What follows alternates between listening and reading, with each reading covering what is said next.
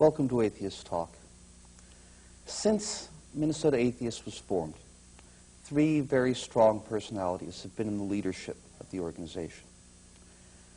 We've entered a new era for Minnesota Atheists in that for the first time someone from outside of this group has become the president of Minnesota Atheists. We now have a new leadership. So it's my pleasure tonight to be introducing to the audience our new president, Cynthia Egley. So welcome, Cynthia. Thank you, George. So Cynthia, let's tell us a little bit about yourself. How did you become an atheist? Well, I have had a whole life history of thinking about it and not quite making up my mind, and being perhaps a deist, and sometimes actually being religious, and then I was in a cult for a while. I went through a lot of things. My grandfather was a rigid atheist, absolutely, and my mother wanted to be religious, so she had to sneak out to go to church with the neighbors. And my father's side of the family was Christian Scientist. Now, I made a tremendous effort when I was 11 or 12 years old and trying to be a Christian Scientist to make the pimples go away. Mm-hmm. You see, if you thought right, you would be perfect. And it just would not happen. So over a period of time, I kind of gave up on that, and I went away to college. And of course, in college, you all get skeptical. It's a natural thing to have happen. And so I was skeptical, but I went and visited churches and did a variety of things, and generally decided there was a creator, but who knows what else. Later in my life, I actually got involved in what could be called a cult. It was called EST, and did some things which are actually very helpful to me in many ways in my life in terms of getting a better understanding of myself. But the group was very demanding in terms of believing in a specific way, acting a particular way. I mean, they'd say we don't have any specific beliefs, but you had to say things the right way, or people would be on you. So it was very much like a cult, and I was with that for a long period of time, and eventually that one wore off, and I was just kind of floating. So I had a child. Now that makes everything different. And when my daughter was born, it was a very, very difficult delivery, truly difficult. And I felt during that delivery that God was with me. So I became religious. My mother was going to a really nice liberal church in California, and she was very positive about the pastors and all of this. And I'd been there for my sister's wedding, and it seemed like a really nice place. And so when I went back to California with my daughter, I started going to church. It seems to be that move that so many people have made, where you have children and you need to get them to go to Sunday school. Right. Well, when I went to church, I started to get more and more serious about my religion, because I'm a very serious person. I take things very seriously. I'm very sincere. It has to be real, so I really try. And I got more and more religious. I got to believe it more and more literally. Well, I also had this degree in biology and was really into science, and so I tend to read about science. At some point in time, I began to have a collision in my intellectual processes here between the literal religion and my understanding of how the world works through science. It came to a head pretty much when I read Stephen Hawking's A Brief History of Time. And he has a section in the back where he says, well, given that this is how the universe happened and how it works, and it's all defined by the speed of light and all of this, doesn't look like there's any place for God. So he gave three options for how God would fit into this. And he apparently thought, at least when he wrote it, that God did fit in there somewhere. But when I looked at it, I thought, I just don't see a place. Right. So I began to really lose my faith. And I started reading Free Inquiry, because I got an ad from them in which they talked about how they were trying to reach the intelligent, unchurched of America. And I said, I'm churched, I'm intelligent. So I started subscribing because I was insulted, and it was a fascinating magazine and full of interesting things to think about, and that really contributed to my thought processes and helped me to come to terms with the realization that there isn't a soul, that this is it. I mean, even after I gave up God, I still had this thought that there must be a life after death. So it took about 3 years to go through this process, and it was not comfortable, because I had friends at church, and there were some really nice people there, and they did a lot of valuable volunteer work in the community. They really did a lot to help people, and that was always important to me, and one of the important reasons for being in a church. And somehow it was very hard to do that when I'd lost my faith. And for a number of months after I lost my faith, I kept going to church anyway just so I could give them my money, because I'd made a pledge, and I'd make a pledge, I need to pay. And then I couldn't get myself to go, so I started mailing it. And after a while I said, hey, I need this money. And I'm not even going anymore, so I stopped. But it took me a while to really come to terms with it. All of that was in California. Now in California, you believe, you don't believe, especially Berkeley area, Northern California, it really doesn't matter. And my family was there, and I had friends. And so when I lost my faith, nothing really changed in my life outside of losing it. Then I moved to Minnesota. And I'm a single parent. I'm living by myself. My brother and sister-in-law are the only other people I know in the whole area. And I'm lonely. And as a single parent, you learn that having a social network is critical to your mental health, to your ability to just keep on going. And I was looking around, and there were churches everywhere. There was a new flyer in my mail almost every day, every week for a while there, saying, please come to our church. And I thought, where am I going to go? So fortunately, Free Inquiry is a very nice magazine, and they had some things going on, and they were trying to create this alliance of secular humanist societies. And so I sent off a desperate email to Tim Madigan, who was working on that at the time, and said, help, I'm lost in Minnesota and surrounded by churches, what do I do? And he called me on the phone the next day. Unfortunately, I wasn't there, so I didn't get to talk to him, but he called me and left a message and said, this weekend, some good friends of mine are having a picnic. So I made it to the summer solstice picnic where the humanist organization was, and also Minnesota Atheists, and I've been coming ever since. And it's really meant a lot to me in my life to have this group of people to spend time with. But atheism for me was a process of giving up that belief very slowly. I went through, okay, creator, deism, and finally it was, deism is kind of meaningless. I mean, if you believe there's a God that created something and it from a deistic perspective, and they're just gone now, what's the point? And that was pretty much where I just let go of it all.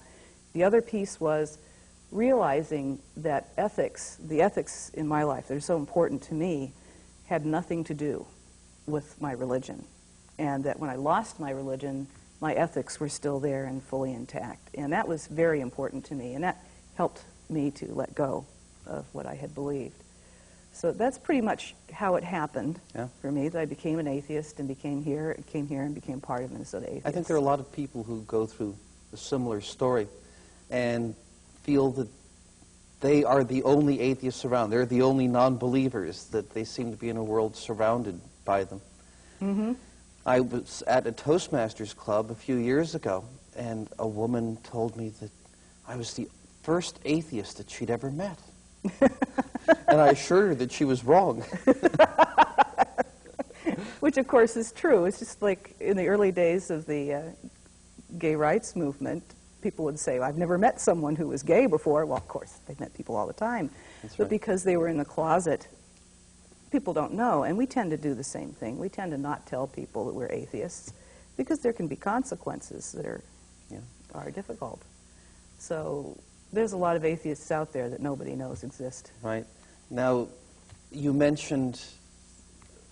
discussed your progress from God belief to atheism, and mentioned the role of belief in science in it. Mm-hmm. Now, there are a lot of Christians who are very comfortable in accommodating Christianity and science. Mm-hmm. What is it? What did you see as an incompatibility, or why did you move on and these other people feel there's no problem? Well, for a long time, I didn't think there was a problem either. And I think it was when I began to be more literal about my religion and actually believed maybe miracles really did happen. Mm-hmm. And then started looking at this from a more skeptical perspective, and that didn't fit because I'd started out quite liberal in my beliefs. It was very, not at all literal. Jesus was a symbolic figure and probably didn't even exist. That's how it was when I started in the church. And it got more and more to where I believed he was a real person and he actually died and all of this. And so I had moved in that direction in my religion, but I continued to read books on science. And it really is this in physics that made the difference for me. I think for a lot of people it's biology, and of course I studied biology, and I understand evolution, and it didn't really bother me. Somehow I could make that fit. But understanding the Big Bang, the process of the inflation and the way the universe came into existence and how the speed of light governs what is the universe. It's not just what's inside and outside. I'd always thought there was somehow an outside the universe, and that's where God was. And on reading this and understanding, there really isn't an outside. There is only what is inside this expanding light speed boundary. There was no place to put God. Either God is in the physical universe and physically interacting with all the time, in which case there would be evidence which we could nail down, we could reproduce. And of course, then God would just be another study of science. But there has never been that. And it just became clear to me there was no place to put God. I'm reminded, too, that recently I saw Julia Sweeney's one-woman play, Getting Along Without God. Mm-hmm. And she had a very similar path of personal growth away from God belief. But she mentions that during her searching, that she came across some writer, I forget who that was, who said that the stories of Christianity are allegorically true or metaphorically true. And she was so enthused. Right. How wonderful. Of course, that's right. Yes. It's allegorically true. And then she started thinking, but what does that mean? And came to the conclusion that the adjective true means nothing at all if it's in an that allegory context. or a metaphor. Right. This is it. It's Right. funny because one of the things about Est was it was about enlightenment. And one of the aspects of that enlightenment was just suddenly being here. Now, this is it. This is the real world. This is all there is. And it's a funny thing how atheism seems like the same kind of thing. This is it. There isn't anything more to express. Here we are now. This is the only moment we can deal with. Right. And it's just part of the way it really is. So it's really a question of worldview, isn't it? A materialist worldview that denies the possibility of supernatural intervention. Exactly. And there really isn't any place for any form of supernatural entity or activity at all. There's no place for it. It either has an effect in the world, which means it's part of the world and could be measured, or it doesn't, in which case it isn't. It doesn't exist. So that was the process I went through. Have you had any particular problems as a mother rearing a child? In some circles, there's some stigma attached to atheism that causes a problem for some children. I have to admit, I want to be honest about this, that I've always been afraid of that. It was a real concern to me. And for many years, I just didn't say anything to anybody. Certainly, and I still don't in business and things like that, because people don't need to know. I do my job, and that's what matters. When I first joined Minnesota Atheists, I thought maybe I should come out and be more public about it. But my daughter asked me, please don't. And that was partly because she had a lot of trouble in school. She always did. And when we came here, it was even worse, because they could tell she was from California. And they had strange opinions about people from California. And they would discriminate against her, in fact. And she really didn't want to add anything to that. And her friends were really religious. So she figured if I came out that way and people knew her mother was atheist, she would have all kinds of trouble on top of that. And I thought, well, I can respect that at some point in our lives it will be possible for me to go public with this. On top of that, of course, she had decided there was no God on her own when she was in church as a child, because the other kids would beat her up. Verbally, physically, whatever. And since their parents were the Sunday school teachers, of course, it was always her fault. And so she learned very early on that all that stuff they said about being kind to others, compassion and love and everything else, was not really very meaningful. So she decided there wasn't a God, pretty much.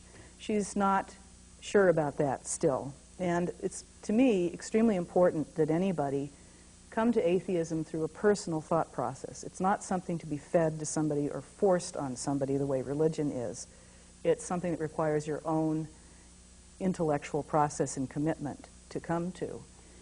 If it doesn't happen that way, you are very vulnerable to going through a conversion and suddenly becoming religious again, because you've never really come to terms with it. So I don't push her on that at all, but I am now able to be public about that, and she can say that about me as well. Of course, she's 22 now, so it's a little bit different. But for many years, that was her concern and mine. I don't think anybody ever knew about it, so outside of the fact that we just didn't talk about it, it didn't have a major impact on our lives. All right. Let's start talking about Minnesota Atheists, shall we? Sure. As I mentioned at the outset of the program, your ascension to the presidency is really a significant change, that the leadership has always been firmly held in a very small group, but we are now cultivating members who are coming over to take over positions of leadership. Tell me, what are your plans for Minnesota Atheists? Well, to a large degree, of course, the people who are very strong leaders and have been with Minnesota Atheists for a long time are still doing what they do, and I want them to continue to do that. I want to encourage those activities to go on. I deeply value the lobbying efforts and things that both Steve Peterson and August Berkshire have participated in for so long. It's a very important thing. I think that it's also important to be looking in different directions, to be thinking differently about what we do.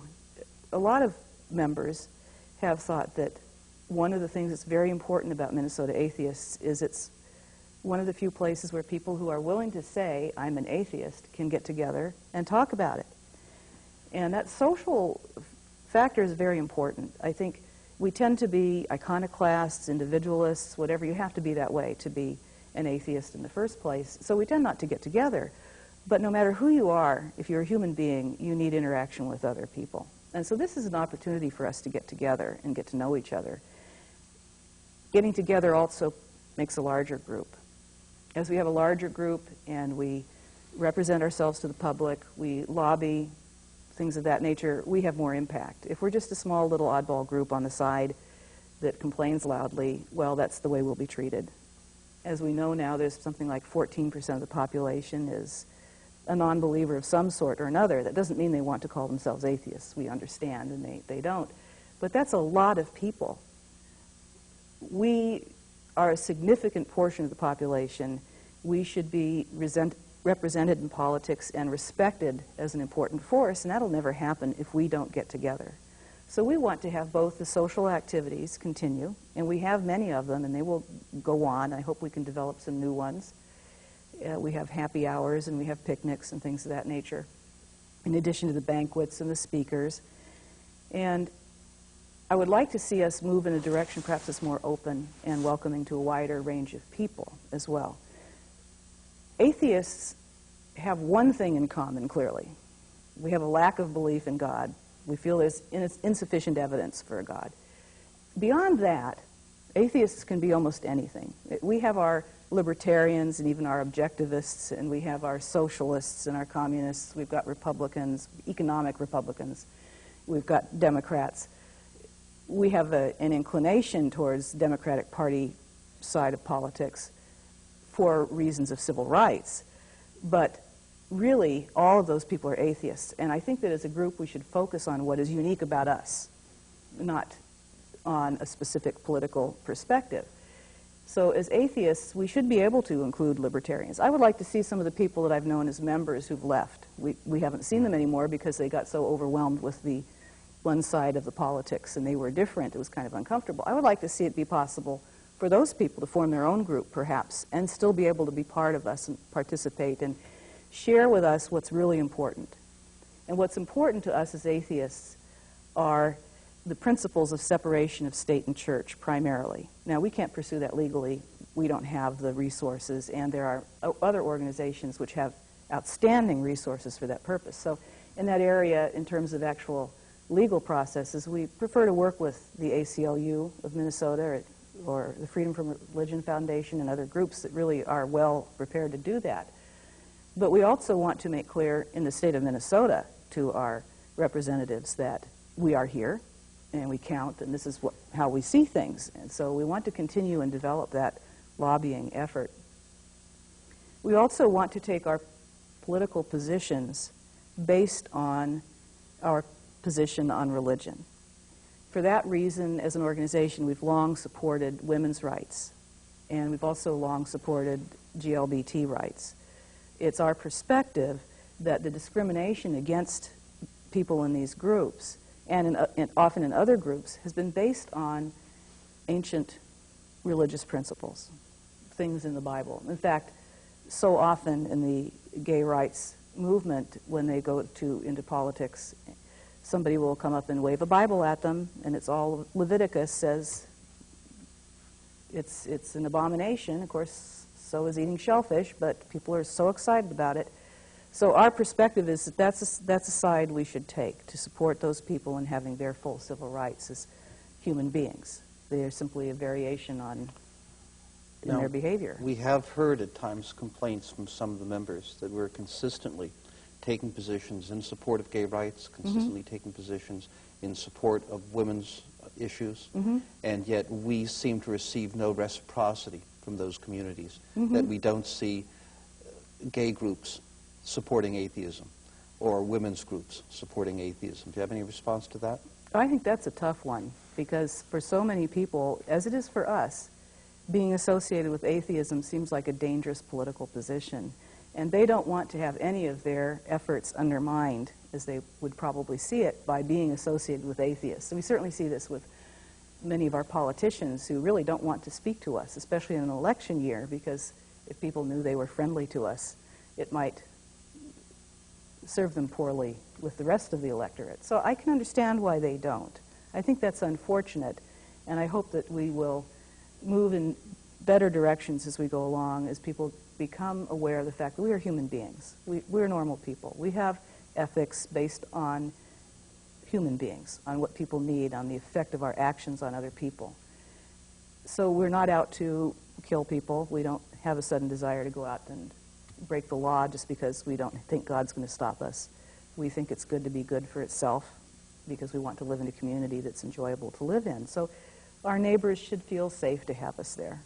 In George Will's column today, he pointed out that there are more than twice as many non-religious in the country now as there were in 1990, and that if the non-religious had a homeland, they'd be the second largest state in the Union. So we are a growing group. Right. And one that perhaps can have a greater influence upon the political mainstream of the country. I certainly hope so. I think we have to recognize that we still have a large part of that 14% that's kind of, well, I just don't believe, but I don't care. There's also a large proportion of that population that doesn't believe. They're quite clearly atheists. They have no problem with that. But say they live in a university community where most of the people around them are atheists also. They have plenty of social opportunities within the university community in which they can be atheist freely and argue it all they want without any problems. So they don't necessarily see the need for associating with a group like ours. On the other hand, I think I went to the university and I thought, I think I'm a pretty smart person, and most people I've met here are. They are good conversationalists. It's very enjoyable to talk to them, and I think that a lot of the people in that community would enjoy working with us as well, and that if they did, they could also participate in this effort to help people understand that we are regular people. All right, well, let's talk a bit about the activities that are available to people if they come to Minnesota Atheists. I put out a weekly calendar, an email calendar, that really is quite full, has quite a lot of opportunities for people to get together with other atheists. Let's talk first about social opportunities. Which ones could come to mind for you? Well, of course, the one I think of most are the happy hours. We have a second and fourth Monday happy hour, and we have split it up into two parts. There's a northern one and a southern one. Makes it easier to get there. I've participated in both of them, and it's been very enjoyable. That's an ongoing opportunity to just sit and talk. I think we have other social opportunities. Our banquets have that purpose of having a speech and being fundraisers, but they also have that purpose of getting us together. And for example, the Winter Solstice Banquet is a real party from my perspective. But then I'm one of the actors in our skits. So I get a lot of fun out of pretending to be various people and making fun of various political things that are happening. And we try to get beyond just religious jokes. And we have a Free Thought Band. Yep, we have our own music. That's true. So we have musical performances as well as our skits, which are a lot of fun. and a lot of laughter. Right? Plus, we have a Toastmasters Club, to which we both belong. We both belong to the Toastmasters Club. And that's been a very, very useful experience for me to refine my ways of speaking and my comfort in front of other people. And it's just fun. Right. We have a very open, candid, let's say, group of Toastmasters. Many Toastmasters groups are in businesses where you're with your coworkers, and you have to be careful about what you say. So people have a kind of limited scope for their speeches, where we've attracted all kinds of people with a variety of odd opinions, which have been very interesting to hear. Now, the ones that tend to stay are the ones that are truly atheist, as we are, and are enjoying the opportunity to express their atheism, their political perspectives that have come to some degree out of their atheism, and also economic issues. We talk a lot of politics economically, as well as in terms of religion and social movements. So I think it's a really enjoyable group. We've only got a couple of minutes left. Okay. So before we leave, I'd like to give you an opportunity to tell us about your vision as president of Minnesota Atheists. What changes do you expect to bring to the organization? What will be different about your leadership? Well, the most important thing is that we're moving in a new direction because of the new leadership. We want to be open. We want people to feel welcome. It's not a narrowly controlled group that serves the purposes of just a few people. This is a group that's open to anyone who wants to spend time with us. We want to be friendly to our neighbors as well as our other atheist friends, so that they know that we're normal people and we aren't going to hurt them. I would like to see the organization have a little more warmth. I would also like to see it have a little more tolerance and open-mindedness. We, like any other group of people, have strong opinions and sometimes disagree with each other and sometimes don't want to allow people to disagree with us. I think the ability to agree to disagree is extremely important in any useful discourse. And I would like to see us more open to that kind of perspective so that we can allow more people, greater varieties of people who share that atheist perspective with us to participate and not tend to have a splinter groups forming because we have such strong specific opinions on what we have to be. All right, well, thank you, Cynthia. So Minnesota Atheists is an open, welcoming organization, and you've seen throughout the program contact information for us, our address, phone number, and email address. And if you contact us and request it, we will send you one issue of our newsletter. And we'd very much like to hear from you. And so please contact us. If you're interested in us, we're interested in you.